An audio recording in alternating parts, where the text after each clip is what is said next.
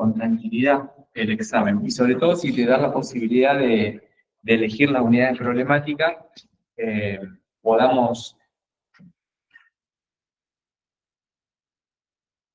No sé, me salió un cartel acá, por lo menos no voy a tocar nada.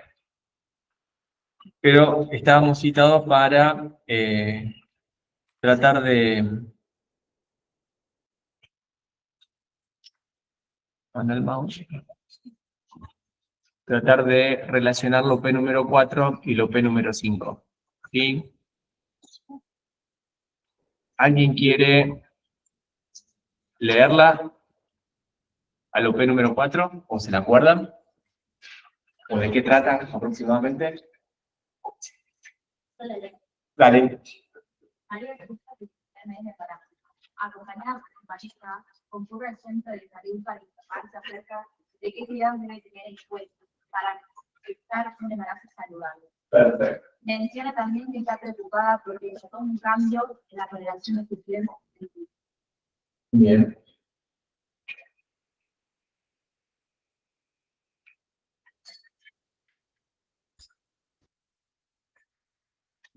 Acá lo que nosotros tenemos que empezar a hablar de esta UP número 4 y después vamos a hablar un poquito del UP número 5, que hay una, como siempre decimos, hay un actor principal, que en este caso es María, que les dice, es decir, cuando ustedes les pregunten, bueno, ¿cómo podemos empezar esta unidad problemática? ¿Cómo la estudió? Yo siempre digo, agarren ustedes por lo que más saben, por lo que más estudiaron, por lo más que se sienten tranquilos y conformes para poder desarrollar esta unidad problemática. Y acá la primera actora social, ¿sí? Participante social, es María, que ahí le está diciendo que cursa su primer mes de embarazo. Entonces vamos a ver qué es el primer mes de embarazo, y también dice que está acompañado por su pareja. No habla de qué tipo de pareja es, pero nosotros podemos decir, bueno, puede ser una pareja igualitaria o no igualitaria, porque a lo mejor puede ser otra mujer, o puede ser, sí, un hombre. Pero ya sabemos que para que se produzca un embarazo, ahora vamos a ver qué células son las importantes que se logre que se junten o se fusionen. Y dice que concurren, ¿sí?, para ver cómo hacer el correcto control del embarazo, pero en realidad dice que la palabra control a mí no me gusta mucho, que digamos, pero sí tendríamos que decir más bien cuidado del embarazo, y que también se encuentra un poquito preocupada porque ha notado que la coloración de la piel le ha cambiado. Entonces, una vez que ustedes leen la unidad problemática, o dicen, bueno, vamos a hablar del UP número 4, planteen que se encuentran ¿dónde? Con una mujer, ¿sí?, que está en edad reproductiva, que puede ser lo ideal que nosotros diríamos, ¿qué sería? ¿Qué franja etaria sería? ¿Eh? Un adulto joven, ¿sí? Una mujer adulta joven. Bueno, perfecto. Pero para ser un poquito más específico, ¿eh? 25. ¿Y si tiene 24? Sí, de 18 a 35. De 18 a 35. ¿Por qué le da más segura esa? Todo, es decir, todo lo que digan acá será usado en su contra. Está perfecto. Entonces, eso es lo bueno. Que nosotros ahora demos seguridad para cuando vayan a rendir el examen. Si ustedes se confunden, no hay ningún problema. Pero ustedes le dicen, bueno, es perfecto, que sea una mujer en un estadio de desarrollo, ¿sí?, de crecimiento, que sea una adulta joven. Está bien, pero ¿qué edad es eso ser una adulta joven? A ver, lo hago distinta la pregunta. ¿Estudiaron alguna vez el carnet prenatal? Sí, bien. ¿Y qué dice edad materna? ¿Qué dice en el carnet prenatal? ¿Qué dicen? ¿Eh? Entre 15 y 35. Entre 15 y 35, dicen del otro lado. Perfecto. ¿Sí? ¿Qué significa? Que menos de 15, ¿qué aparece? En amarillo, de riesgo. Color amarillo. ¿Y más de 35, qué dice? También aparece un color amarillo. Entonces, acá nosotros no lo dice la edad, ¿sí? Pero nosotros sabemos que nosotros estamos estudiando ¿qué? El ciclo de promoción de la salud. Entonces, creemos, ¿sí?, suponemos que puede ser una mujer que se encuentra en un periodo fértil y que nosotros, como estudiamos en el carnet de control prenatal, lo aconsejado es que tenga menos de 15, no, más de 15 y menos de 35 años. ¿Por qué? Porque se vio que los embarazos en ese grupo etario de esas mujeres, dentro de todo, son, entre comillas, más saludables o tienen menos riesgo de complicaciones. Entonces, menos de 15 años no sería lo ideal y más de 35 tampoco sería lo ideal. No le vamos a preguntar por qué. ¿Por qué menores de 15 años y por qué mayores de 35? No, porque eso después lo van a ver más adelante. Pero ustedes pueden decir que es una mujer en edad fértil que podría estar, según el carnet prenatal, ¿sí? Después de los 15 años y antes de los 35 años, que no sería riesgo. Pero si a usted le preguntan, ¿por qué es riesgo? No lo sé. Pero sé que tienen esa edad de riesgo. ¿Estamos de acuerdo? Perfecto. Bien.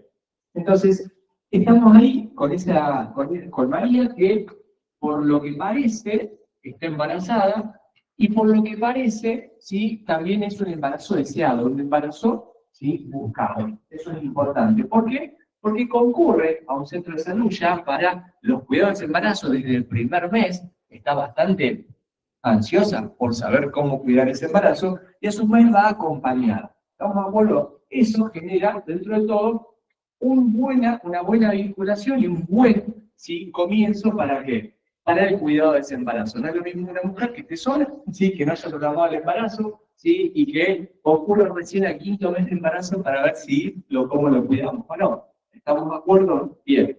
Entonces, ¿cómo certificamos nosotros que está embarazada María? Porque a lo mejor María puede decir, yo estoy embarazada, y es tantas ganas de estar embarazada y no está embarazada. ¿Cómo nos damos cuenta que está embarazada? Viendo los ¿Cómo? signos de embarazo. ¿Cómo? Viendo los signos de embarazo. Vemos los signos del embarazo. Perfecto. Con un mes no se van a ver casi ninguno de los signos del embarazo. ¿Sí? Signos clínicos que nos pueden orientar. Podemos hacer un análisis de sangre y la vamos a pinchar, pobre, y vamos a gastar recursos. ¿Sí?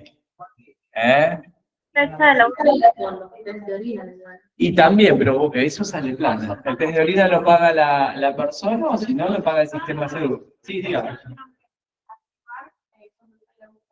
Perfecto. Primero vamos a hacer eso, vamos a hacer un interrogatorio. ¿Sí? Vamos a empezar a hacer un interrogatorio para saber si realmente María puede estar embarazada o no. Entonces, ¿qué le preguntamos primero? Que no, fecha última menstruación. Perfecto. Hoy es 17 de noviembre del 2025. ¿Cuándo tendría que haber sido la fecha última menstruación aproximadamente? Si vino hoy a la consulta, imaginemos lo que consultó hoy.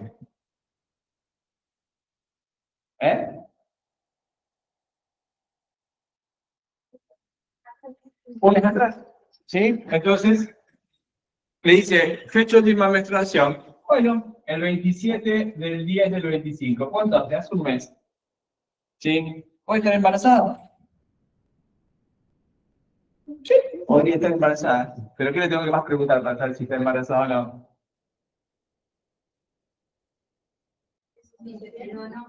Bueno, primero, si mantiene relaciones sexuales.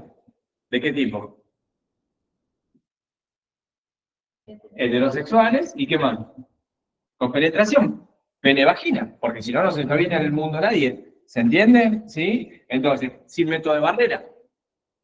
¿Estamos de acuerdo? Entonces, si mantienen las relaciones con una pareja del sexo opuesto, mantienen penetraciones con eyaculación, que ahora vamos a ver qué, para que se produzca eso. Pero también, aparte de mantener esas relaciones sexuales, ¿sí? Con el sexo opuesto, ¿qué me interesa saber? ¿La regularidad o no? Si yo le digo no, lo tiene cada 35 días al ciclo menstrual, y probablemente le falten 3 o 4 días. ¿Estamos de acuerdo? En cambio, si María me dice, bueno, mi fecha de última menstruación fue el 27 de julio del 25, y a mí la menstruación viene, es decir, se produce el sangrado, la ginecorragia, ¿sí? Fisiológica, todos los meses, cada 28 días, cada 30 días, y no tengo dudas que puede ser que esté embarazada. ¿Estamos de acuerdo? Entonces, acá lo que yo les quiero decir es que antes de confirmar un embarazo, como ustedes bien dijeron, con los test en orina, con los test en sangre, con el examen físico, todas esas cosas, tengo que preguntar si mantiene relaciones sexuales regulares, sin cuidarse, estamos de acuerdo, es decir, sin métodos de barrera, y que por lo menos haya pasado más de 4 semanas o un mes, siendo que las menstruaciones, es decir, la pérdida del endometrio funcional, ella tenga ciclos regulares. ¿Estamos de acuerdo? ¿Sí? Porque si es una mujer que no tiene ciclos regulares, puede ser que efectivamente esté embarazada. Bien, entonces, imaginémonos acá que justo coincide que María les dice que está de un mes de embarazo. Entonces justo coincide que la fecha de última menstruación, ¿cuándo fue? Hace un mes atrás. ¿Sí? Si supuestamente está hace un mes, es el primer mes de embarazo, hace un mes que no le viene la menstruación. Él tenía que venir este mes y no le viene. ¿Estamos de acuerdo? Tuvo que tener ese sangrado y no sucedió. Bien, entonces, vamos a hacer un poquito una recta, que esto lo van a ver mucho mejor en segundo año, en sexualidad y reproducción. Pero este sería el día 28, este es el día, ¿sí? El día 1, y acá nosotros vamos a poner aproximadamente el día 14. ¿Qué significa acá? La consulta la tenemos acá, ¿sí? Acá. Está viniendo por su primer falta menstrual, diciendo que está embarazada. ¿Qué tuvo que haber sucedido? ¿Sí? En todo este mes. Bueno, acá el primer día fue el 27 del 10 del 25, cuando comenzó la menstruación del ciclo anterior. Comenzó la menstruación del ciclo anterior y el día 14 se produjo la ovulación. Y de esa ovulación, ¿qué pasó? Se produjo la fecundación y ahí se formó el huevo o cigoto. ¿Estamos de acuerdo? Después de esos 14 días, ¿sí? Vamos a ver que se implantó en el endometrio, vamos a ver cómo lo hace, cómo lo logra, y una vez que se encuentra el día 28, en el cual tendría que venir la menstruación, ¿sí? Esta menstruación no viene porque tenemos implantado el futuro embrioncito en el endometrio. ¿Se entiende? Si nosotros nos ponemos a pensar, acá pasó el primer mes del embarazo, que es lo que está consultando María. ¿Qué fue? Desde su fecha de última menstruación hasta ahora pasó un mes y dice que está embarazada. ¿Estamos de acuerdo con eso? ¿Cuántas semanas de desarrollo tiene ese futuro embrión? 2. Desde la 14 a la 28 hay 2 semanas. Entonces, ese futuro embrión, por eso se llama el estadio preembrionario, tiene 2 semanas. ¿Por qué? Porque se originó acá el día 14 y recién estamos acá el día 28. ¿Se entiende eso? ¿Sí o no? Entonces, María dice, bueno, estoy embarazada, pero justo estamos acá, en el primer mes, ¿sí? Justo en la fecha de menstruación, en la cual ese embrioncito, ese futuro embrión, ¿por qué digo futuro embrión? Porque el periodo embrionario, para algunos libros, aparte, empiezan a partir del 3ª o 4ª semana de desarrollo embrionario. Y lo otro sería el estadio preembrionario. Bien.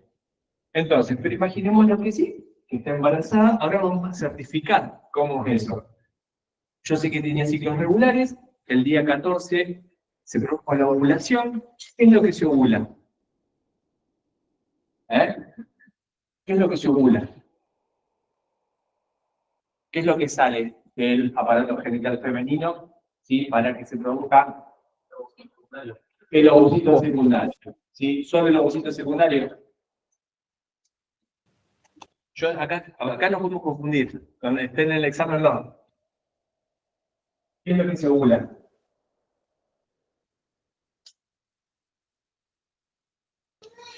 Junto a la zona pelúcida de la corona irradiada. Perfecto. Entonces, tenemos una célula que va a ser el ovocito secundario. Después voy a tener una capa que va a ser la membrana pelúcida. Todo recubriendo la membrana pelúcida. Y fuera de esa membrana pelúcida un conjunto de células, que por lo general son todas cúbicas, que van a formar la corona radiada. ¿Cómo se llama toda esa estructura?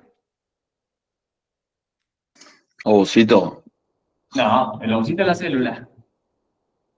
Folículo primordial. ¿Cómo? No me digan óvulo, por favor. No, el folículo de Graf es lo que está dentro del ovario. Cúmulo óforo. El cúmulo óforo, perfecto. Bien. Entonces, esquemáticamente, ¿sí?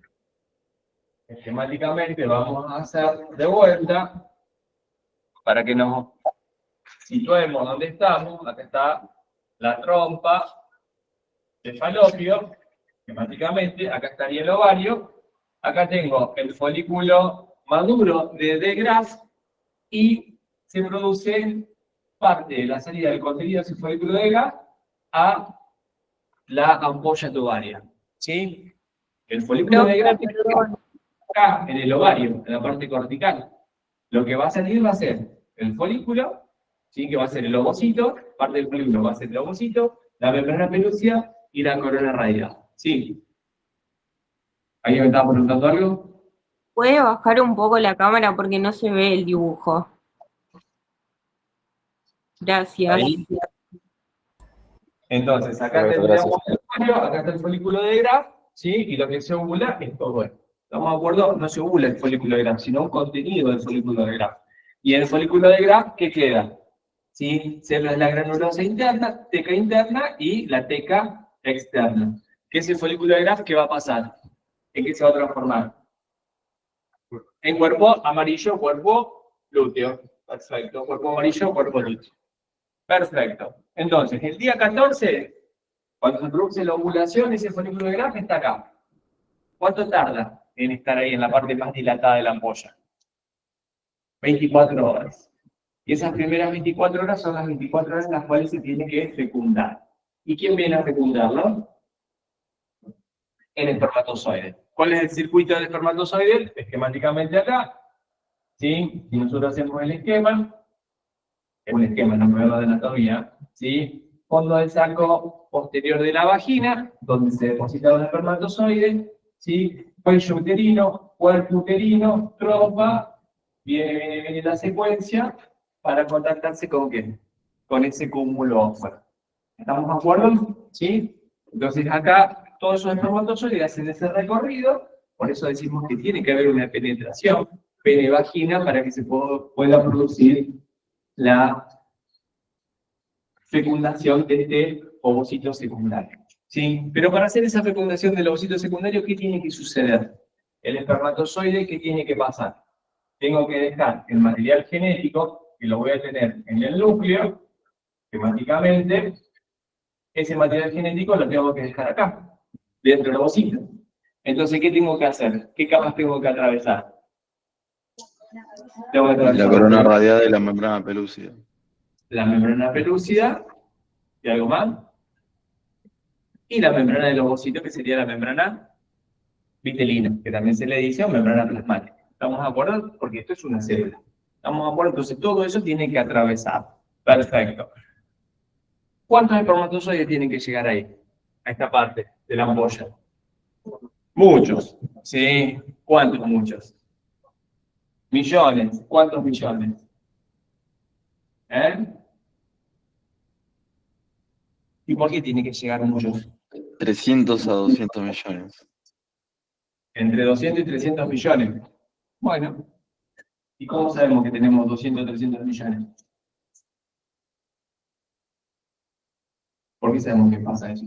¿Por qué están tan seguros en ese número? ¿O por qué no puede llegar uno solo y hacer eso? Porque hay barreras físicas. Ajá. Por Bueno, ejemplo, en la vagina, la acidez de la vagina va disminuyendo la cantidad. bueno. Entonces, porque ahí, pero yo estoy preguntando, ¿cómo saben ustedes que son esos 200 o 300 millones? Sí, que realmente tiene que llegar, o que para ese proceso de fecundación podemos tener 200 o 300 millones de espermatozoides. ¿Por qué? Por cada mililitro de esperma, ¿cuántos espermatozoides hay?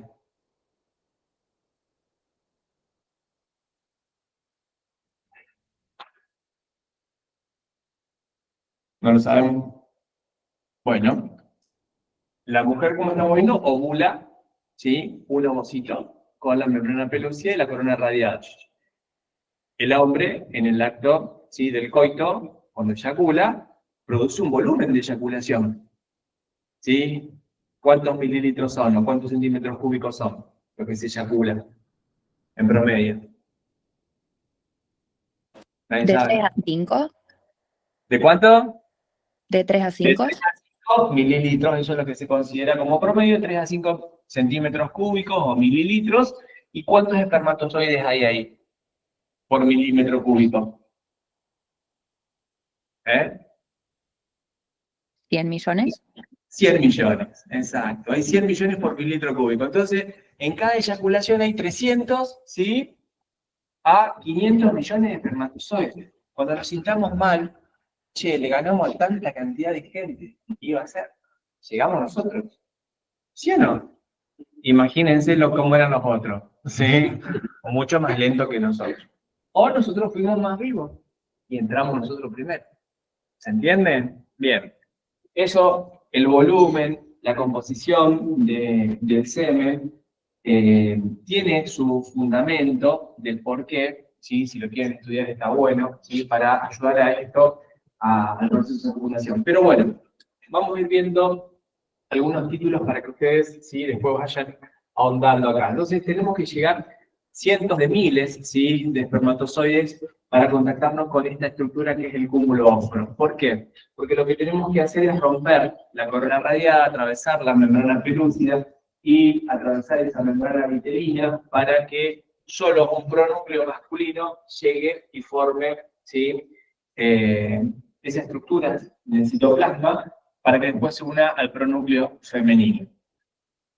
Estudian la estructura del espermatozoide, estudian la parte acrosómica, ¿sí? Del espermatozoide, estudian las enzimas que hay, la reacción de denudación de la corona radiada, la reacción de la penetración de los espermatozoides a través de los receptores específicos que se encuentran para la especie, ¿sí? Para esa fecundación. ¿Estamos de acuerdo?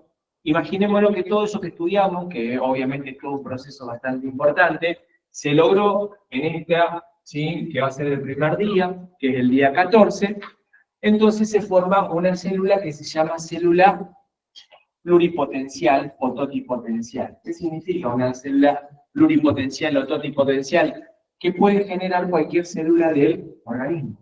Estamos de acuerdo que tiene la capacidad para generar cualquier célula del organismo. Y en esta célula que se genera de la fusión del pronúcleo femenino con el pronúcleo masculino.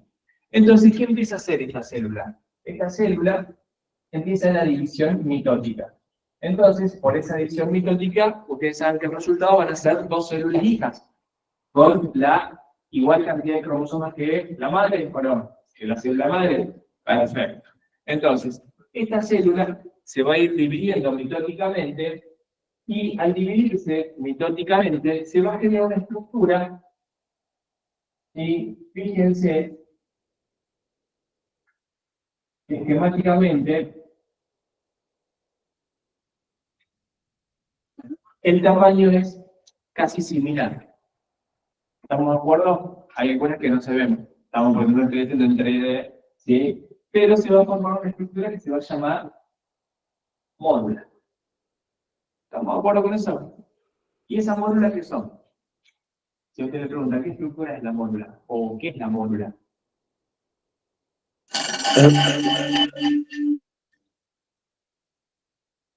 ¿Eh? ¿Es un conjunto de células? Sí. Es un conjunto de células. ¿De cuántas células aproximadamente? De 8 a 16. De 8 a 16, de 12 a 16. ¿Sí? ¿Estamos de acuerdo? Pero si yo soy uno, me divido en dos, ¿cuántos hay? 2. Me divido en 2, 4. Si me divido en 2, 8. Si me divido en 2, 16. ¿Por qué puede haber 12 o 14 células? y no 8, 16, 32 y así sucesivamente. Porque algunas módulas pueden tener 14 células, 12 células, algunas 16. Pues si a ustedes dicen, bueno, tiene 16 células, está genial. ¿Por qué tiene 16? Porque una se divide en 2 y así sucesivamente sería 1, 2, 4, 8, 16. ¿Sí o no? Y cada mitosis origina 2 células hijas iguales que la madre, divido por 2 continuamente y tengo 16 o no. Es decir, no divido, multiplico por 2 y voy a tener. ¿Sí? ¿Por qué puede haber una módula de 14? Porque se rompe el sincronismo de la división. ¿Y por qué se puede romper ese sincronismo de división?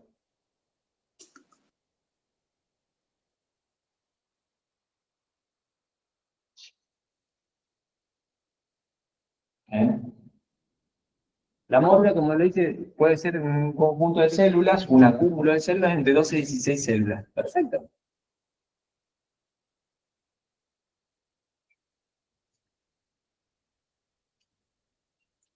¿Qué pasó acá? Sí, ¿dónde está esto? Fíjense, el primer día se fue generando acá, y acá esquemáticamente, durante la primera semana, ¿sí? Generé que la módula. ¿Estamos de acuerdo? Todo cuando fue haciéndola ahora dirección opuesta para llegar a ¿dónde? A la cavidad uterina. ¿Qué significa eso? Que algunas células se dividieron y otras no. ¿Y por qué algunas células se dividieron y otras no? Porque el estímulo que yo tengo en el ambiente puede favorecer algunas células sí y otras células no. Entonces, que no todas las células tengan una división mitótica en la misma velocidad, quiere decir que a lo mejor las condiciones del ambiente no son las favorables para todas, y que algunas se dividen más que otras. ¿Estamos de acuerdo con eso? Bien. Entonces, esta módula transformada, ¿sí?, por esa división mitótica entre el tercer y cuarto día después de la fecundación, cuando termine la primera semana, va a llegar ¿a dónde? A la cavidad uterina. Entonces, si esto había sido el día 14 y pasó una semana, yo acá voy a estar en la semana, ¿sí?, es decir, en el día 21, pero voy a estar recién en la primera semana de desarrollo del futuro embrión. Pero de la mujer nosotros lo contábamos desde acá, de la fecha de última menstruación, que habían pasado 2 semanas. Entonces, esta módula, cuando termina la primera semana, sería la tercera semana de desarrollo del embarazo, se va a empezar a transformar en una estructura que se llama... Blastocisto. Perfecto, el blastocisto. ¿Sí? Entonces, ¿qué significa? Que esa módula se va a empezar a ¿qué? A cavitar. ¿Estamos de acuerdo?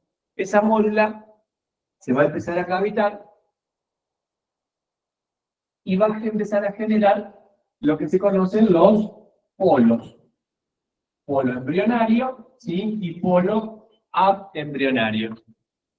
Entonces, estamos en la cavidad uterina, esquemáticamente, se va a insertar en el fondo, ¿sí?, en la cara posterior superior del fondo del cuello uterino, y esa estructura, ¿sí?, se empieza a cavitar para generar lo que va a ser que una estructura, lo voy a hacer esquemáticamente acá, así lo ven, no arriba, porque si no, nos vamos a perder. Pero nosotros sabemos que se inserta acá arriba, en el fondo, ¿sí? Entonces yo acá tengo el endometrio, esquemáticamente, que va a estar en un endometrio secretor, y al finalizar de la primera semana, esta estructura que se cavitó,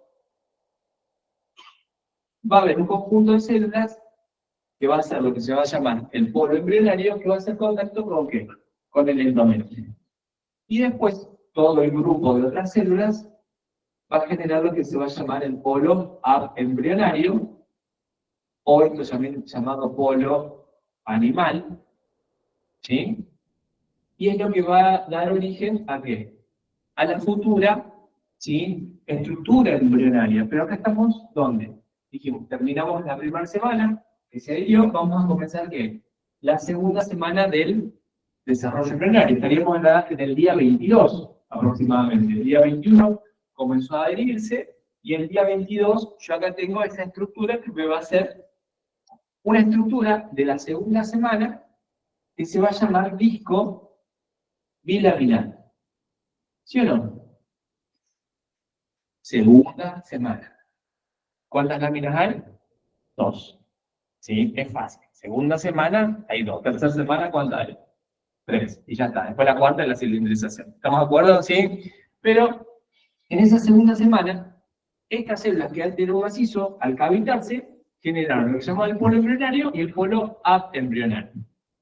Y este polo embrionario es el que se empezó a meter ¿a dónde? ¿Sí?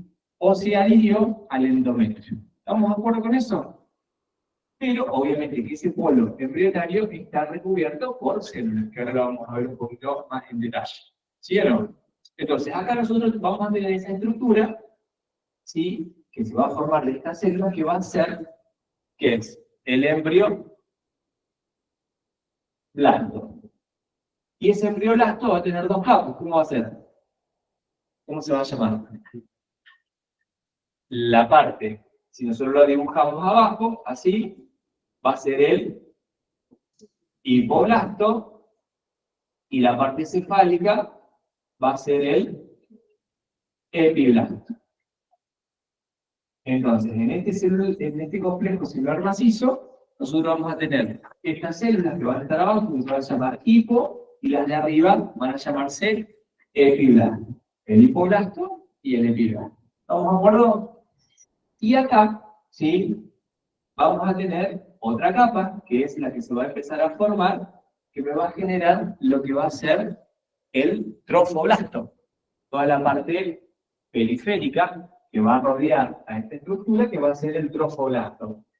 Vamos a tener el citotrofoblasto, que va a ser una capa de células unicelulares, y a su vez ese trofoblasto va a empezar a originar una capa que va a ser multicelular, que va a ser el sinciciotrofoblasto.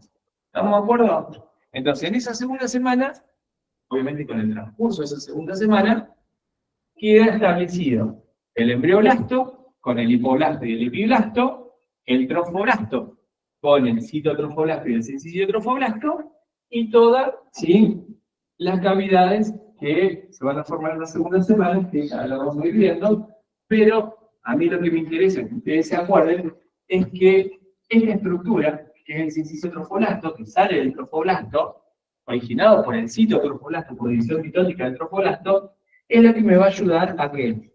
A invadir, ¿a dónde? El endometrio.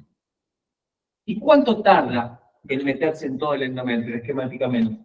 Yo acá lo hice como que se implantó continuamente. Tarda toda una semana. ¿Se acuerdan que nosotros hemos dicho que acá estábamos cuando se dividió el día 21?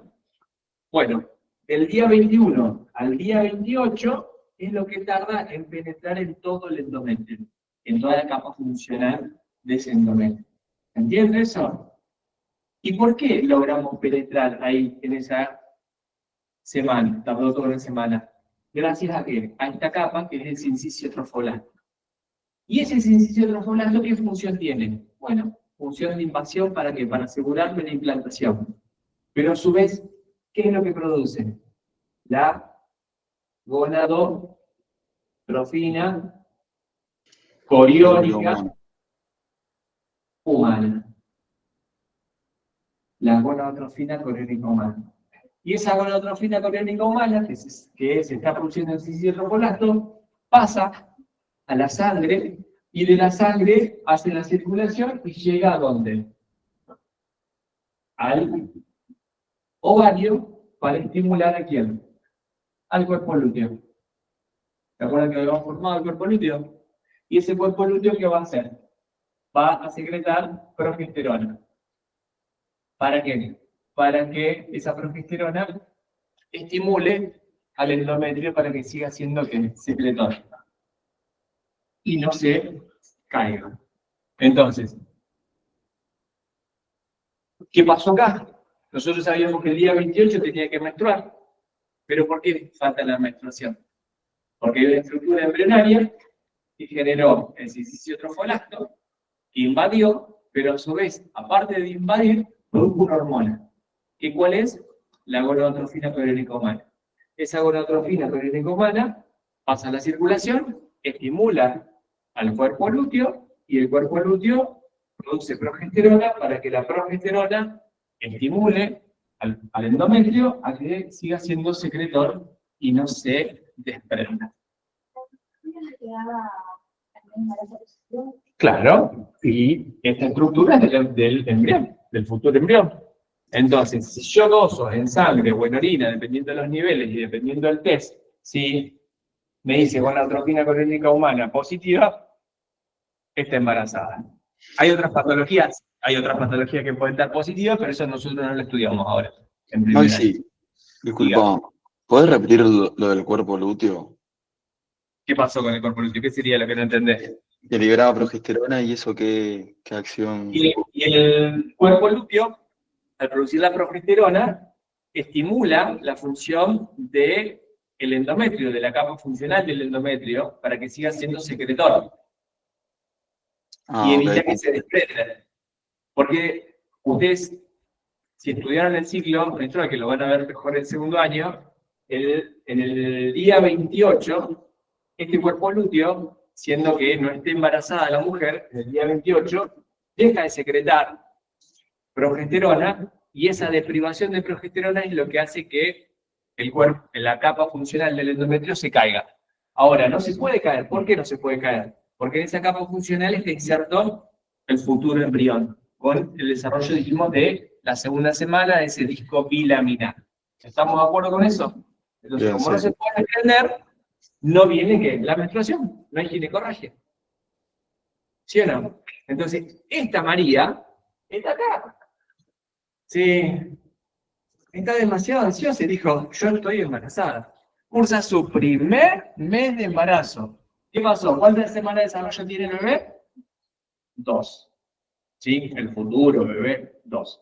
¿Qué es vida? ¿No es vida? Eso lo podemos discutir después. ¿Sí? ¿Estamos de acuerdo? Y no va a ser el objetivo de ahora. Pero eso, ¿sí? Que ya tiene un macizo celular interno con células epiblásticas e hipoblásticas, ¿sí? Y toda una cadena, ¿sí? De células formando el citotrofoblasto y el sinciciotrofoblasto, ¿sí? Ya después lo podemos discutir si para algunos tiene la potencialidad o no tiene la potencialidad, ¿sí? De generar todas las tejidos, células del cuerpo. Pero bueno, eso lo veremos después.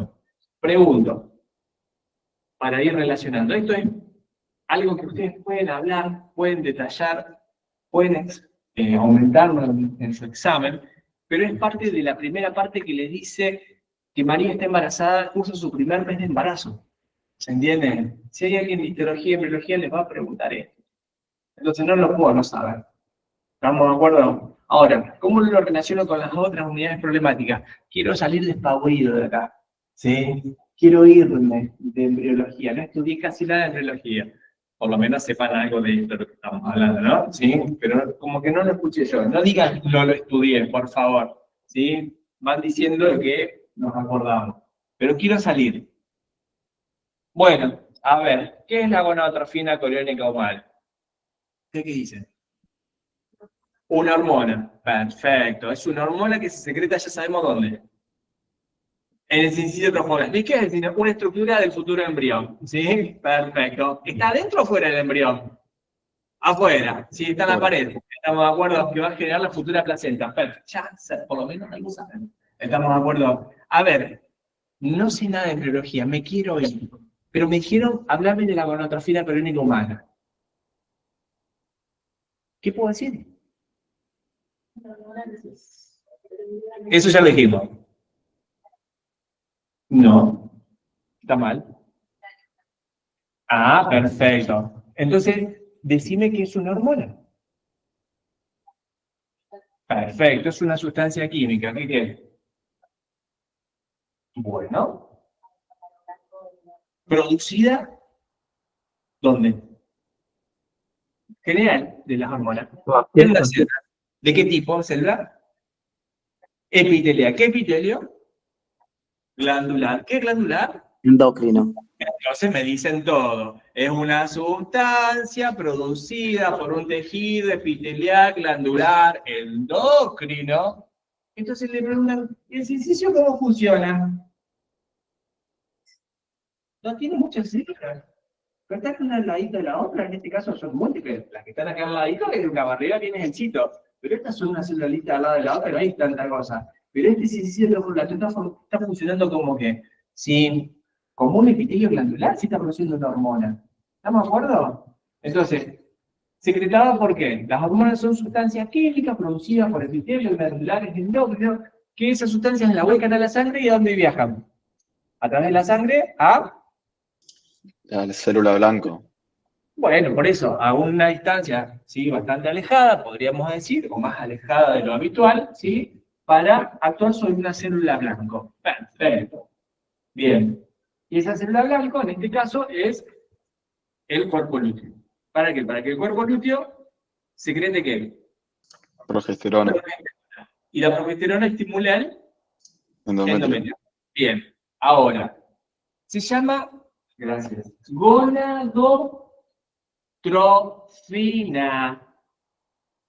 Gonadotrofina. ¿Qué significa gónado? De gónada. Perfecto. Entonces, ¿a dónde va a actuar la gonadotrofina coriónica humana? A la gónada, o a la gonada, en realidad sería lo correcto decir. ¿A quién? Al cuerpo lúteo. Trofina, ¿qué significa trofina? Trofismo. Tamaño, función, secreción, ¿sí? Le da esa estimulación. Gonadotrofina, ¿sí? Coriónica humana porque se produce en un corion, ¿sí? Que va a ser este sincicidio trofoblasto, y humano porque producen los seres humanos. ¿Estamos de acuerdo? A ver, esta gonadotrofina coriónica humana, ¿el nombre es parecido a quién? ¿O con quién comparte el nombre inicialmente? Si es una gonadotrofina, ¿qué otras gonadotrofinas ustedes conocen? La LH y la FSH. Perfecto, la FSH y la LH. ¿Sí? La FSH sería la folículo estimulante, la que va a estimular el crecimiento de los folículos. ¿Y la luteinizante qué va a hacer? Luteinizante, ¿qué va a hacer? Va a formar el cuerpo lúteo y lo va a estimular al cuerpo lúteo.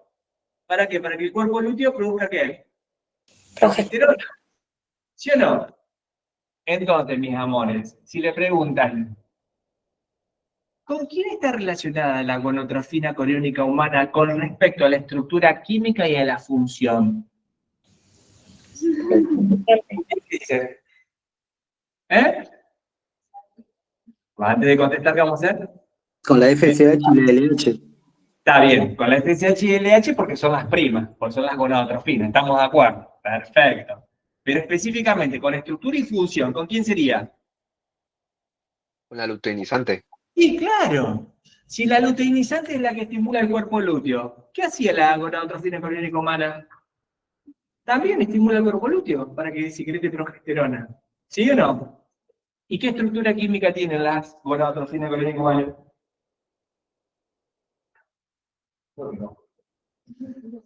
¿Eh? Ahora volvemos a la clasificación de hormonas.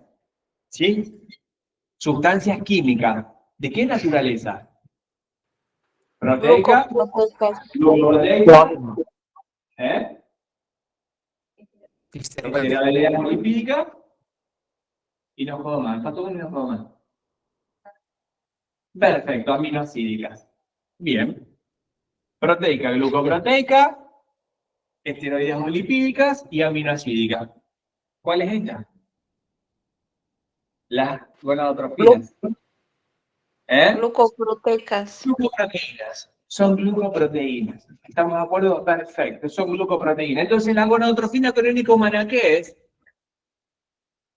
Una glucoproteína. Perfecto, mis amores. ¿Sí? Ahora, antes de contestar, ¿qué vamos a hacer? Pensar. Muy bien. Es una glucoproteína que sale del sincicio trofoblasto. Es tan jodido este gati que le preguntó ¿cuál es la ultraestructura de la célula del sincicio trofoblasto? Me Raro preguntó, de mitocondrias. me preguntó cómo era la ultraestructura de la célula del sincicio trofoblasto. Ese tipo se tiene que ir de la facultad. ¿Sí? ¿Para qué me va a servir eso? ¿Sí? No me lo puede preguntar jamás. ¿O no? Y yo lo busco en los libros y no está. Ni en ninguno de los libros que me preguntaron está eso. ¿Sí? Si lo han leído, los felicito. Pero la pregunta es para que ustedes razonen. ¿Sí? Yo le estoy preguntando, esta célula, ultraestructura, de una célula que está sintetizando ¿qué? Una glucoproteína. Entonces le estoy preguntando qué organoides y cómo está el núcleo de esa célula que secreta una glucoproteína. ¿Sí? No sabía nada de hormona. Me fui a síntesis proteica. A ver, el núcleo de una célula sintetizadora de proteína, ¿cómo es?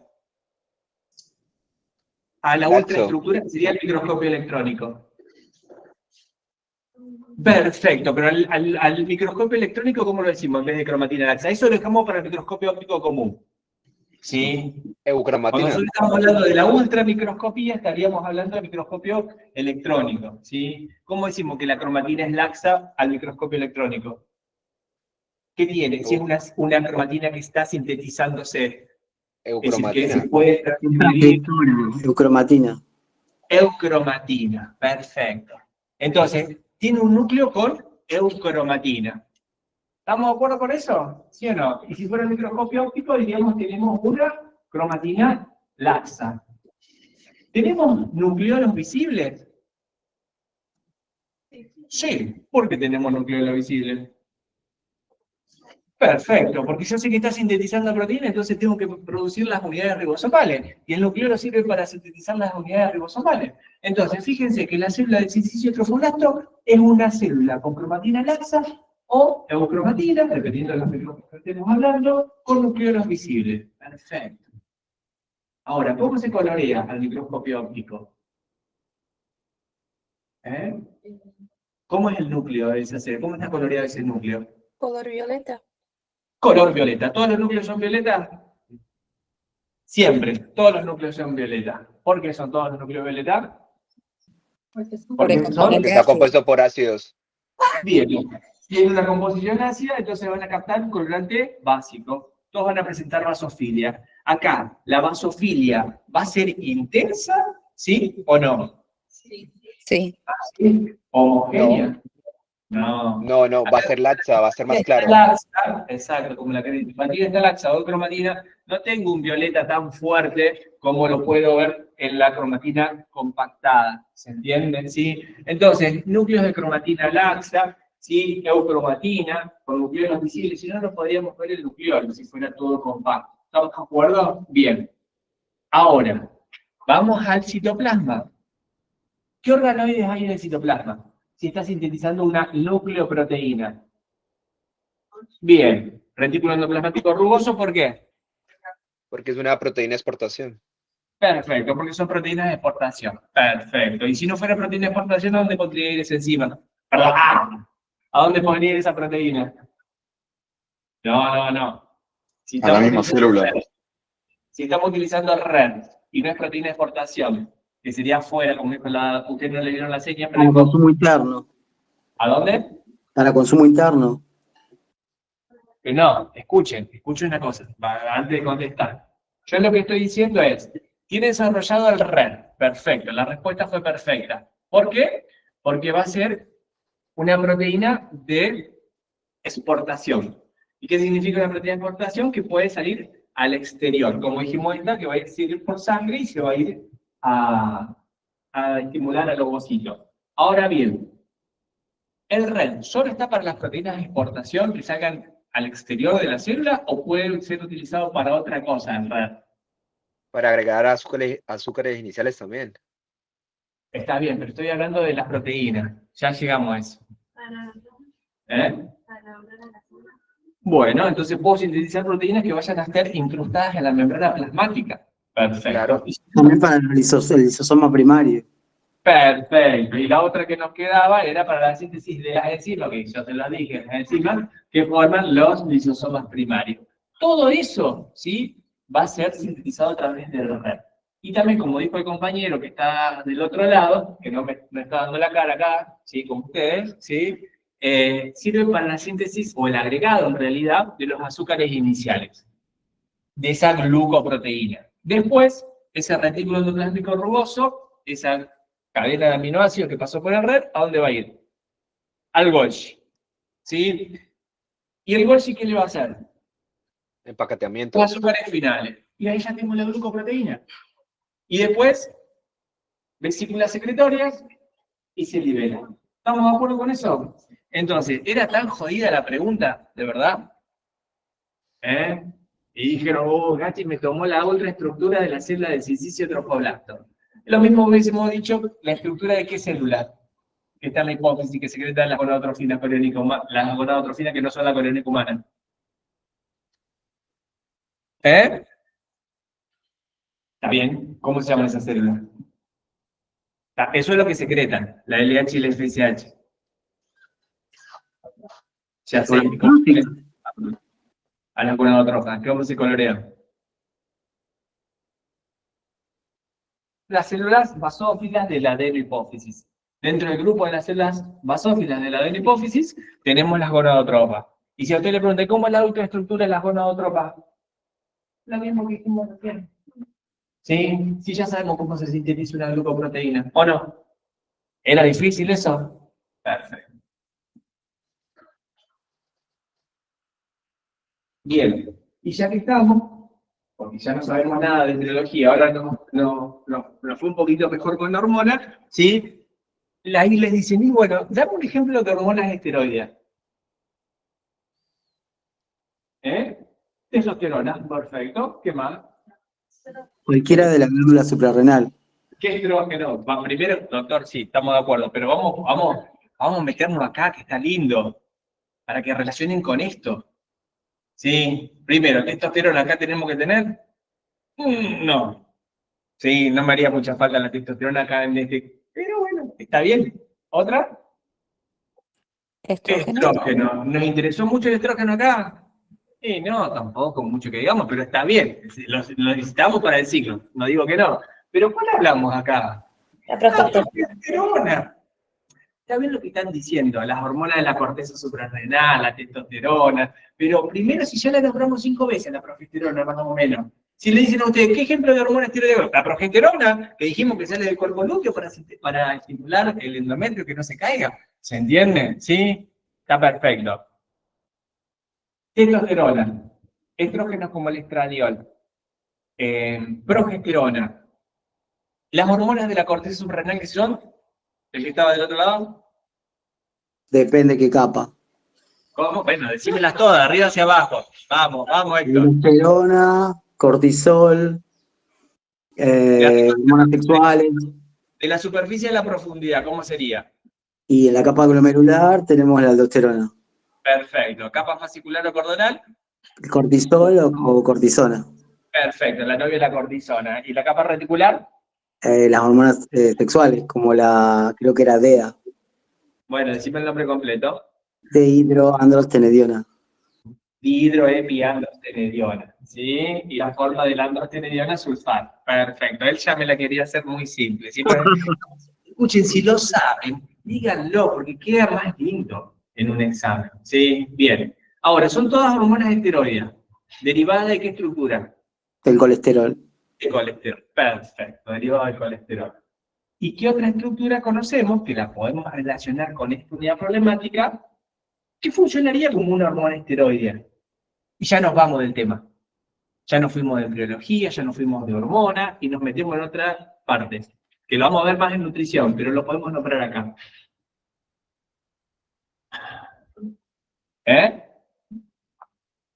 ¿Cómo?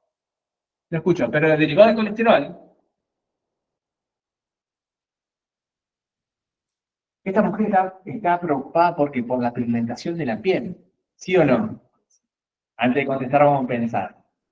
Si está preocupada por la pigmentación, ¿qué significa? Que se pigmentó un poquito más, a lo mejor, ¿sí? Que tiene una coloración un poquito más intensa de lo habitual, por esos cambios hormonales. Es medio raro ya en el primer mes, pero bueno, pasa. ¿sí? Pasa más adelante en el embarazo. Hay mujeres que toman anovulatorios y tienen una pigmentación en la cara, ¿sí? Diferente, pero bueno.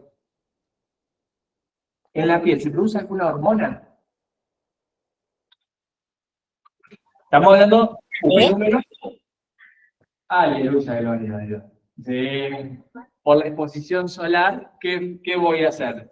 ¿Sintetizo qué? Melanina. Vitamina D. Y la vitamina D es una sustancia que deriva del colesterol. Estaría funcionando como una hormona esteroide. La vamos a ver bien en nutrición, cuando veamos metabolismo subocálcico y toda la activación de la vitamina D. Pero ustedes saben que una de las funciones de la piel es función de síntesis de hormonas. Cuando le preguntan, ¿qué funciones tiene la piel? Barrera, todo barrera, sí, bueno, y hormonal también, ¿sí o no? Bien, de la hormona sí, pero no la nombre si no se acuerdan. ¿Sí? Perfecto. Bien. ¿Y aminoácidica? ¿Hormona aminoácidica? ¿Alguna hormona aminoácidica?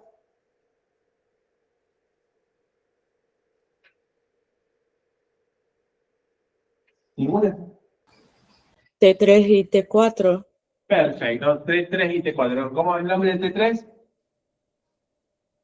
Triotironina.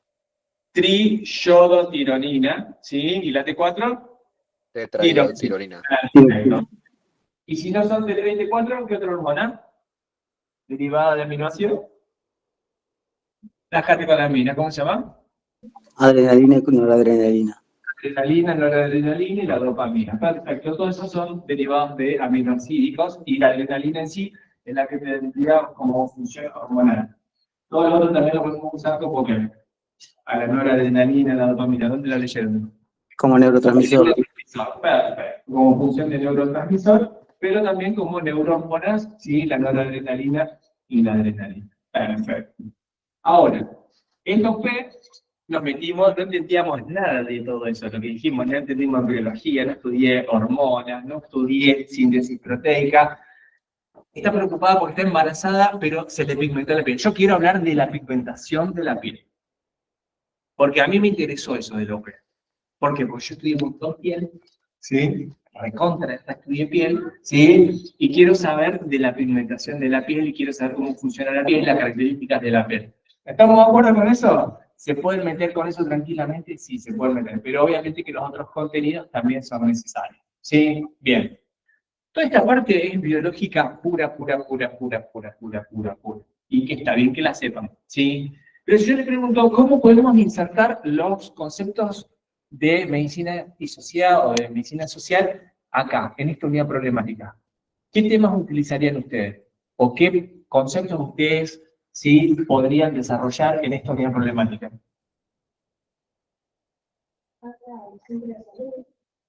¿Por qué hablan de salud?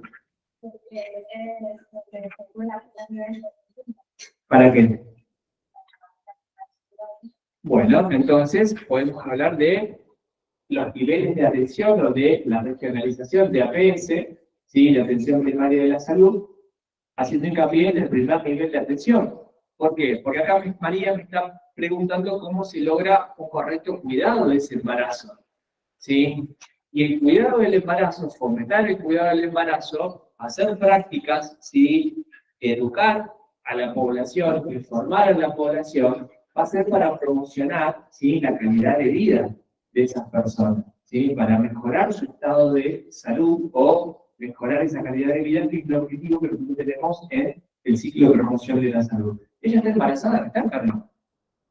No tiene ninguna patología, está embarazada, puede hacer su vida tranquilamente, ¿sí? Como cualquier mujer, con sus limitaciones después, con temas avanzados, ¿sí? De embarazo y con sus prohibiciones, porque ellas saben que no tienen que fumar, no tomar alcohol, no medicarse, ¿sí? No medicarse, no hacer ejercicios extenuantes de alto rendimiento, dependiendo del trimestre, ¿sí? Bien, entonces, acá lo que nosotros sabemos es que podemos empezar a hablar del nivel de regionalización a través del primer nivel. En el primer nivel, tranquilamente se puede hacer esa evaluación del embarazo, ese seguimiento, ese cuidado del embarazo. A mí no me gusta la palabra control, pero me gusta más cuidado del embarazo, ¿sí?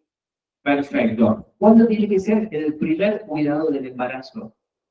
¿Cuándo tiene que ser la primera visita? Sí. Antes de la concepción. Bien, antes de la concepción, de la fecundación, si estamos hablando de un embarazo programado, buscado, deseado, planificado, ¿sí? Para una planificación familiar tendría que ser preconcepcional. Perfecto. Recomendaciones médicas que se dan en la concepción. Está bien. Y que Por ejemplo. la vitamina B9, Bien. para una función del oral. Bien, nosotros tenemos. Perfecto, nosotros teníamos que lograr una ingesta de ácido fólico. Perfecto, preconcepcional. Una recomendación básica. Perfecto, una de las recomendaciones. Exacto, todo, sencillo, alimentación, sueño, seguridad, actividad, amor, todo lo que quieran sería lo ideal que tengamos que hacer. Pero en este caso ya nos vino embarazada. Claro. ¿Sí? Entonces, ¿qué nos dice nosotros que sería un correcto cuidado de ese embarazo? Bueno, dentro del primer trimestre, ¿sí? Dentro de las primeras 13 semanas, antes de cuanto más precoz, mejor. ¿No me acuerdo? Y justo María vino en la primera falta menstrual. El primer mes de embarazo, ya María está ahí, plantadita, que quiere saber si está embarazada o no. Ella le dice que está embarazada. ¿Estamos de acuerdo? Nosotros lo confirmamos con dosaje de sangre o con anatomía correcta humana. Bueno, perfecto. Entonces, de los cuidados del embarazo, vayan al carnet prenatal, van a ver que va a estar el peso, la talla, el perímetro cefálico. Hay un montón de dosajes de laboratorios que se tienen que hacer con enfermedades prevenibles o tratables. ¿Estamos de acuerdo? Pero a mí lo que me interesa que ustedes se acuerden es que a través de esos controles tienen que ser de qué tipo. Periódicos, regulares, ¿estamos de acuerdo? ¿Y cuántos tienen que ser? 5.000. Por lo Mínimo menos 5. Exacto. ¿Y en qué frecuencia? Cada 4 semanas o cada 2 meses. Exacto. ¿Por qué? Porque yo puedo tener 5 controles en el último trimestre y eso está bien cuidado. No. Entonces tengo que tener 5 controles. Imagínense que María llegó al segundo mes o segundo mes y medio ya. El primer mes no le vino, pero yo soy medio irregular, voy a esperar el mes que viene. ¿Sí? Y el segundo mes tampoco le vino, me parece que estoy embarazada. ¿Sí? Imaginémonos que pasaron 4 semanas más acá. ¿Sí? Ya sería aproximadamente 6 semanas de desarrollo del embriocito, ¿sí? Y serían aproximadamente 8 semanas de desarrollo del embarazo. Entonces, ya con 8 semanas de desarrollo del embarazo, ya dice la mujer, bueno, tengo que hacer la consulta. ¿Está bien? Sí, perfecto. Usted imagínense que lo hacemos cada 4 semanas. El primero lo hicieron a las 8 semanas. El segundo lo hicieron a las 12. Después a las 16. Después a las 20. Después a las 24. Ya tienen 5 controles. 28, 32, 36, 40. ¿Se entienden? Y ustedes piensan en el primer trimestre, a la semana 13, sí, el primer trimestre, porque es el primer trimestre, 13 y 4, 17 y 4, 21, van a ver que llegan. Si llegamos hasta las 40, van a ver que llegamos a los mínimos 5 controles. Pero tienen que ser controles, sí, mensuales, periódicos, con determinaciones, examen físico, determinaciones hormonales, no hormonales, de sangre, estudios de sangre que se tienen que repetir en los trimestres, ecografía y todas esas cosas. ¿Estamos de acuerdo con eso? Léanlo, no es difícil, pero el objetivo siempre que nosotros pedimos que es un embarazo cuidado, es ese. Un embarazo que si se planificó, sería genial. Pero si no se planificó, como en el caso de María, o si se planificó, pero no hizo el tratamiento con ácido fólico, bueno, empezar a hacer lo que se llama la promoción de la salud ahí, los hábitos saludables, ¿para qué? Para que María tenga ese embarazo, ¿sí? A través de la actividad, la alimentación, la contención, el hogar, el amor, el afecto y todo lo que ustedes quieran. ¿Estamos de acuerdo? Bien. Y el examen físico. ¿Qué importaría a usted el examen físico de una embarazada? Esa pregunta la haría yo en base a que soy pediatra, ¿no? Bueno, el peso sí, el peso lo vamos a ir viendo que va a ir aumentando. Control de la presión arterial. De Control todo de el la presión examen arterial. físico de la embarazada, todo es importante. El examen físico en general se hace, se controla el peso, la tensión arterial, se va viendo Pero ¿qué no dejarían de examinar ustedes como futuros obstetras, que sean los ginecobstetras que harían el cuidado del embarazo, o médicos generalistas que también pueden hacer el cuidado del embarazo? ¿Qué examinarían? ¿Eh? No, están haciendo el examen físico, están haciendo la análisis. ¿Qué examinarían ustedes? ¿Eh? Está bien, eso ya lo saben. Pero para seguir promocionando la salud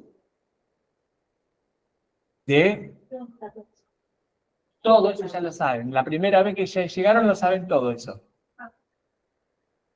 Eso es promoción de la salud, no es promoción, pero sí, obviamente también lo preguntamos en la vacuna. A lo mejor está más preguntada valga la redundancia, mi pregunta.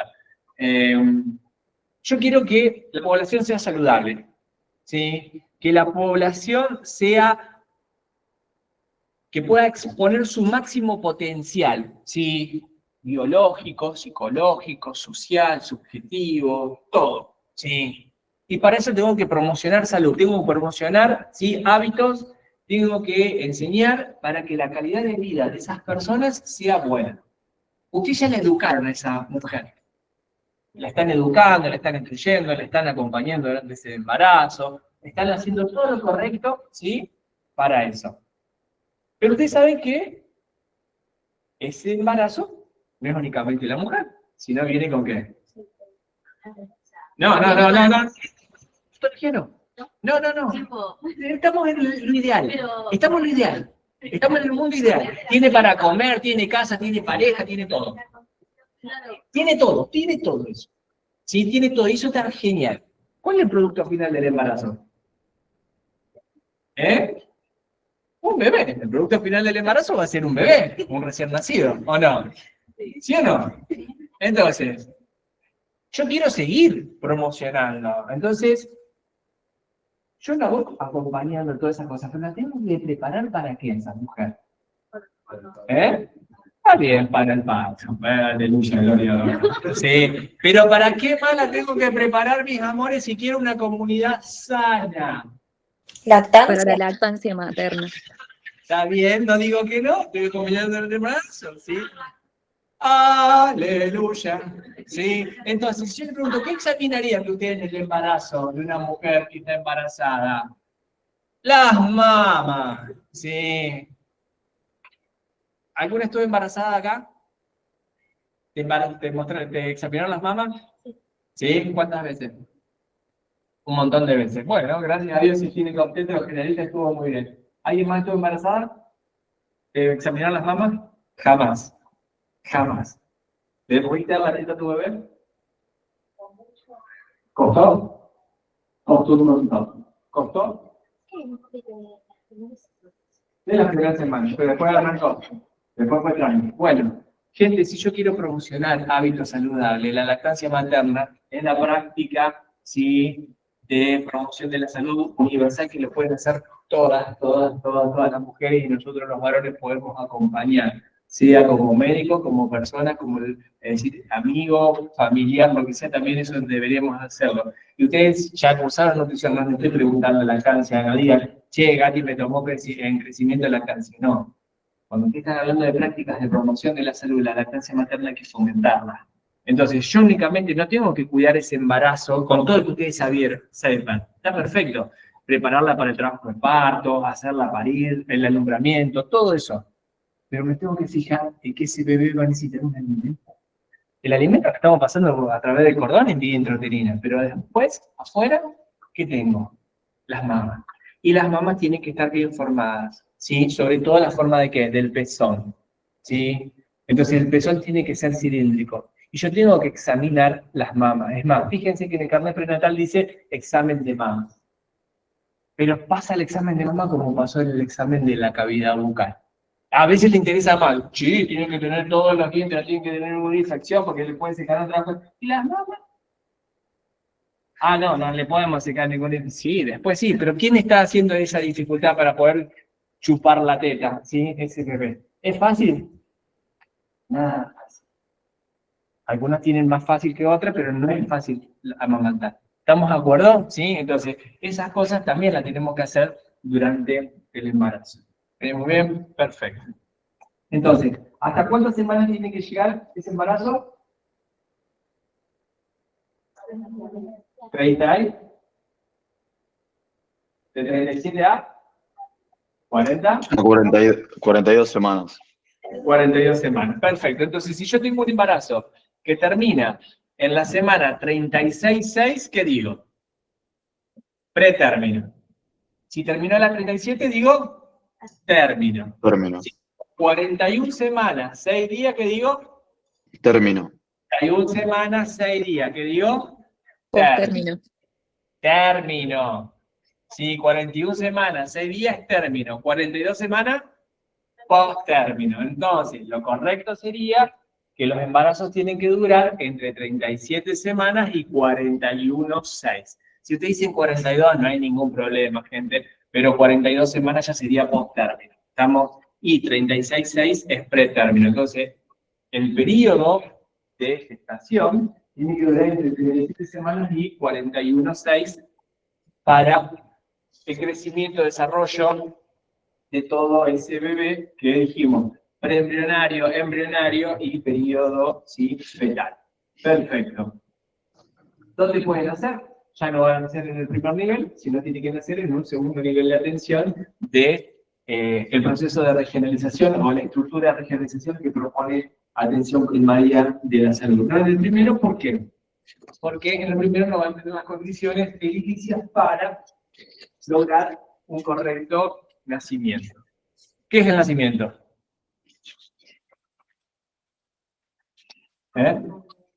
¿Qué sería el nacimiento? Porque nació Juan en la maternidad, ahí les dice, la UP número 5. El paso de la vida intrauterina a la vida extrauterina. ¿De quién?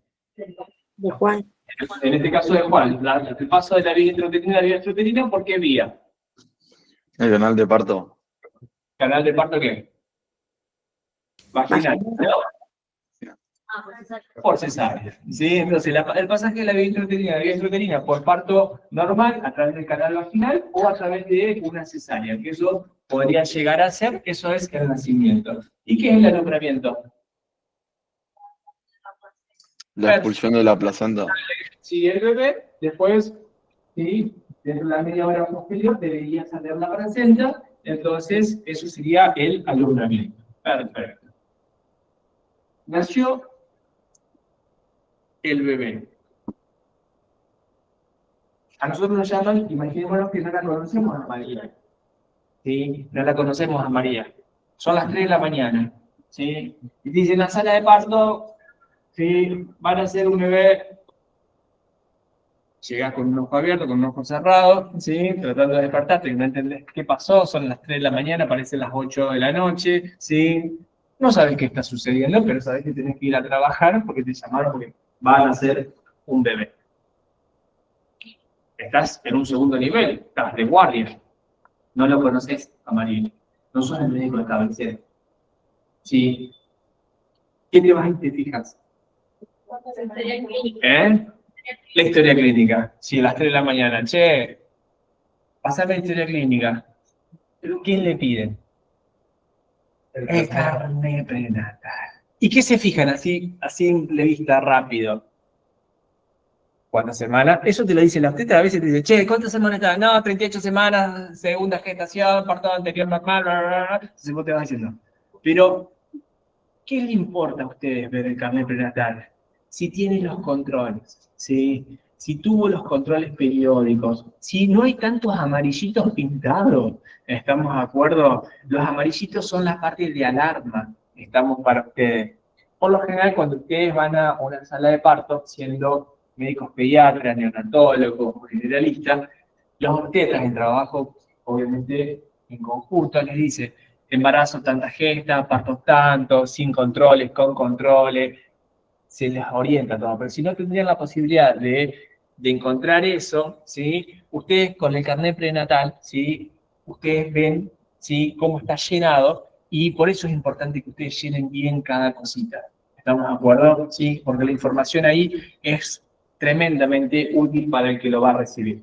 Entonces, tenemos todo ese embarazo que María lo controló desde el primer mes, hizo todo lo que ustedes le dijeron, pudo lograr ese embarazo saludable que estaba buscando, entonces va a tener un recién nacido a término con peso adecuado para la edad gestacional. ¿Qué significa eso? Un recién nacido a término con peso adecuado para la edad gestacional.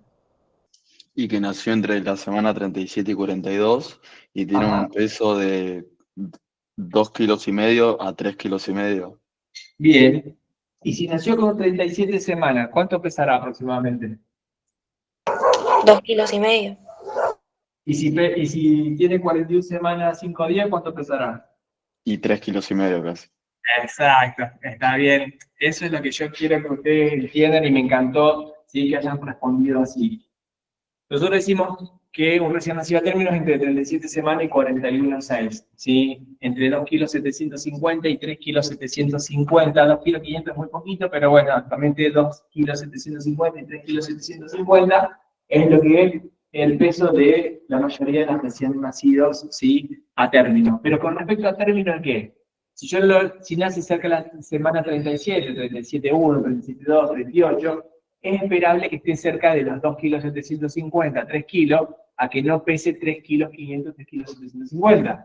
Y si el paciente nació con 41 semanas, 41,2, es probable que esté cerca de los 3,500 kilos, de los 3,750 kilos, que no de los 2,700 kilos. ¿Se entiende? Entonces, eso es lo que nosotros decimos, peso adecuado para la gestacional. Obviamente que hay tablas de percentilos que adecuan el peso para la talla, para la gestacional, ¿sí? En esta población. Así que, pero es más o menos lo que yo les quería comentar, que ustedes ya lo saben.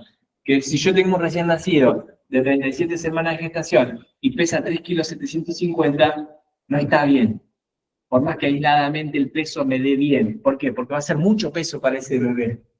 Y si yo tengo un bebé que nació con 41 semanas, 5 días y pesa 2,700 kilos, y no va a estar bien, por más que el valor esté dentro de lo esperable, porque en mucha gestación parece poco peso. ¿Se entiende eso? ¿Sí? Después ustedes lo van a ver mejor en pediatría, en neonatología, pero bueno, esa es la idea que ustedes tienen que pensar, que siempre la semana de gestación se tiene que adaptar a el peso que el paciente tiene. Bien. Nació y lloró, ¿sí? Nació vigoroso, le calculamos el Apgar, todo perfecto.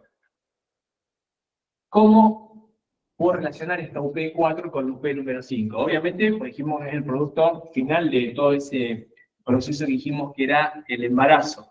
Ahí podemos hablar de la vitalidad, podemos hablar de calcular las semanas de gestación a través del Capurro, es decir, confirmar lo que nosotros pensábamos con la fecha de última menstruación, ¿sí? Pero acá podemos hacer hincapié en lo que ustedes quieran, ¿sí? Pero me interesa que hablemos de la piel, ¿sí? De la piel del bebé y de la piel de esa mamá. ¿Se acuerdan? Porque ella venía preocupada, ¿por qué? Por la pigmentación. ¿Sí o no? Bien. ¿El bebé tiene pigmentación? Sí. ¿Y quién? ¿Qué pigmentación tiene? ¿Mm? Rosado, sinótico, puede ser. ¿Todos los bebés son rosados? No, depende, no. Entonces, la pigmentación, ¿sí? ¿Qué pigmentos tiene el bebé? El recién Azulado. nacido. ¿Eh?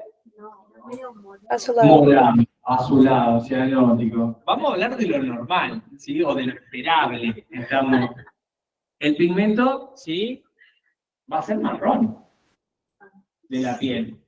De marrón clarito, ¿sí? Que me va a dar una tonalidad rosada hasta marrón oscuro negro. La raza negra, ¿cómo nace? Negra. ¿O no? ¿O nace rosadito, marrón clarito y después se transforma en negro? ¿Eh? ¿No? El negro de la raza negra. Entonces, ¿de qué depende la pigmentación? De nuestra expresión racial. Entonces, si soy de raza negra y tengo la piel negra, mi hijo tiene que salir negro. ¿No han visto todos esos memes que son dos rubias y un negro en el nacimiento? ¿Y que el padre se enloquece o no? Estamos... que no está bien eso. ¿O sí?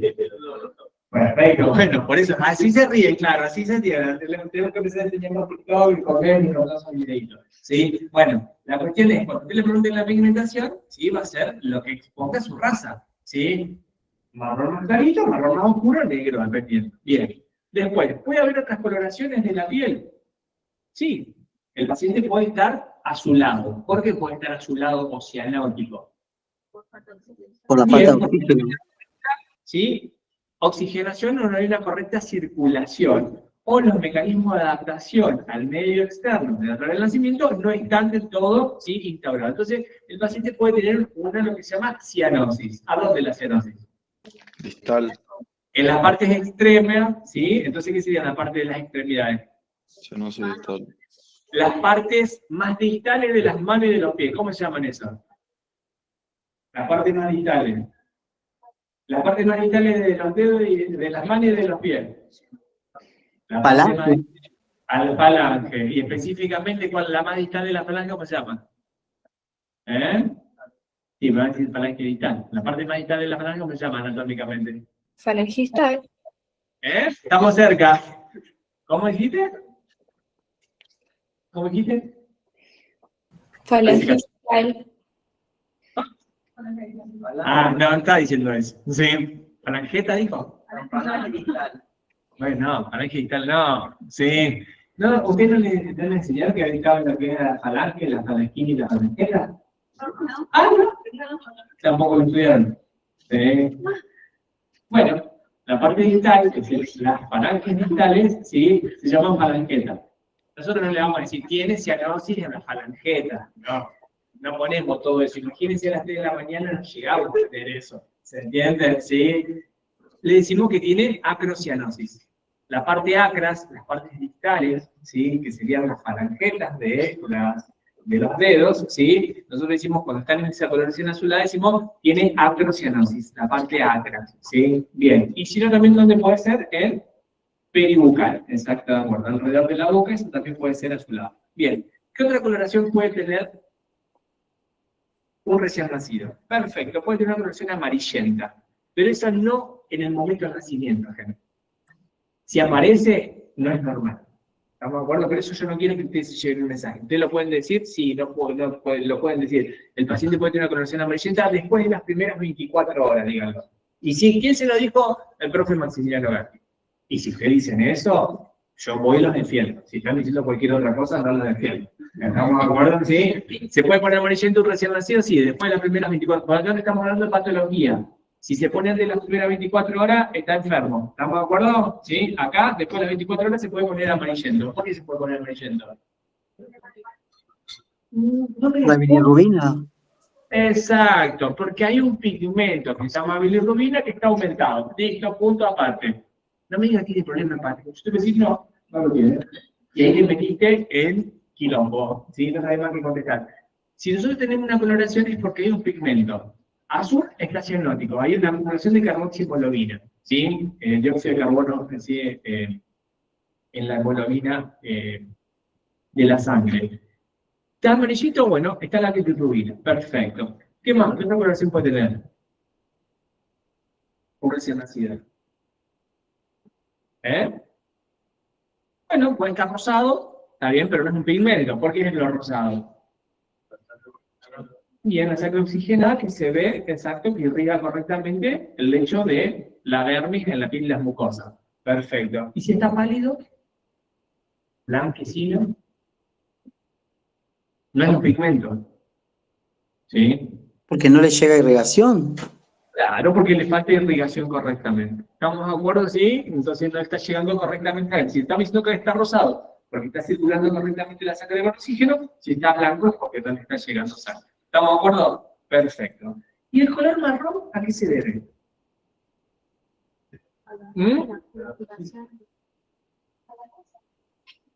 Bueno, pero cuéntenme por qué se produce. Es decir, ¿y por qué está marrón el paciente? ¿Por qué está marroncito clarito, marrón oscuro o negro? Porque contame qué, decime algo, dónde está el melocito, qué hace, qué lo estimula. Contame algo. Escuche, espere. Escucha. Perfecto, el melanocito. Fíjate cómo se cambió la respuesta. Es una célula que se encuentra en la capa basal del epidermis. Me encantó. Perfecto. ¿Qué hace? ¿Sintetiza? Para, ¿sintetiza qué? Pero ¿qué tiene que ver que mi abuela coma mermelada con esto? Si estamos hablando de pigmento, ¿por qué me metí la vitamina D? No. Me encantó que se haya confundido acá, porque no se va, espero que no se confunda en el examen. ¿Sí? Se llama melanocito. Porque cada palabra tiene su fundamento. Cito, ¿qué significa? Célula. Y melano, ¿qué viene? De melanina. En la célula que sintetiza, ¿qué? Melanina. Por eso se llama melanocito. ¿Estamos de acuerdo? Entonces, ¿qué sintetiza el melanocito? Melanina. ¿Estamos ahí? ¿A quién se lo deposita o a quién se lo transfiere? A los queratinocitos. Aleluya. Al queratinocito. El melanocito lo tiene. ¿Sí? Yo soy un melanocito. ¿Estamos de acuerdo? Ustedes son queratinocitos. ¿Qué hago? Una mano sobre la cabeza de uno, la otra mano sobre la cabeza del otro, un pie sobre la cabeza de uno, el otro pie sobre la cabeza del otro. ¿Cuántos agarré de ustedes entre mis dos manos y mis dos pies? 4. ¿Qué hice? Con esta mano, ¡bumba! Te puse arriba de tu cabeza, melanina, pero te la inyecté en tu interior. Con otra mano, al otro, con el pie, al otro y con el otro pie. ¿Qué hace el melanocito? Le transfiere melanina, ¿a quién? A las células que tiene alrededor. ¿Y cuáles son las células que están alrededor en la capa basal del epidermis? El queratinocito. Entonces, le inyecta, ¿sí? Le transporta, es decir, le transfiere melanina, ¿y qué hace? Se lo pone por arriba del núcleo. Se lo pone en el citoplasma, pero arriba del núcleo. ¿Para qué? Para que lo proteja de la radiación ultravioleta. ¿Se entiende? Y esa radiación ultravioleta no destruya al núcleo del queratinocito, no tiene ninguna alteración del queratinocito. Porque usted sabe que el queratinocito se va diferenciando y va generando los otros estratos. Y se cae y se queda más arriba. Y en las que hay que proteger son las células que están abajo, son las células madre en la capa basal. ¿Se entiende el fundamento? Entonces, a través de esas prolongaciones citoplasmáticas, el melanocito, ¿qué hace? Inyecta melanina en el queratinocito y ¿de qué ubicación? Supranuclear, por encima del núcleo. Todo el citoplasma, todo le hace como un techito, ¿para qué? Para que las radiaciones ultravioletas no destruyan la información genética que está en el núcleo. ¿Se entiende eso? Cuanto más nos exponemos al sol, más síntesis de melanina tenemos para proteger. La raza negra ya la tiene activada, ¿sí? En proteína. ¿Se entiende eso? Nosotros, lo que no somos de raza negra, más nos exponemos, más pigmentación tenemos hasta un determinado momento. ¿Y dónde más tenemos melanocito que no es en la piel? Ni en la piel. ¿Dónde?